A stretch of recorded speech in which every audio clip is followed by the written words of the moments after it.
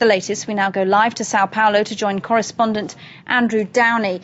Andrew, discovering the bodies of some of those on board that Airbus A330 is a major breakthrough after days of agonised waiting.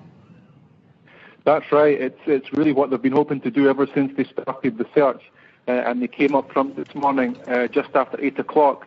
The Brazilian military tell me that they found 2 corpses, both male, in an area around about 849 kilometres northeast of Fernando de Noronha. That area is about 70 kilometres from where the Air France was last reported to have been. They gave us a few more details. They don't have very much to go on right now, but they said they did also find a backpack that had a vaccination card in it. That was about, I think, the only thing that they tell us we found in it so far. They also found a leather folder, and inside the leather folder was an Air France ticket, and that seems to be one of the things that has convinced them that these bodies and these belongings were from the Air France flight.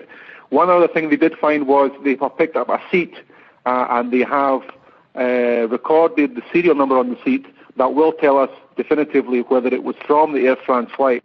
They have not confirmed that is from the flight yet. They have sent that detail to Paris, and they are awaiting confirmation from the French authorities that that serial number does combine with the Air France flight that went down on Sunday night. Andrew, presumably the condition of these 2 bodies could tell us something about the causes of the crash, whether perhaps they were suffering from burns or merely shock. That's right. We don't know anything about the condition of the bodies yet. Up in Recife, where a lot of the investigations are moving out from, that's where the search operation is based. The military are talking to journalists up there now, and so we hope to learn a little bit more about this in the coming moments. What's the reaction been like in Brazil? Of course, so many relatives have been waiting 6 agonising days for any kind of answer at all.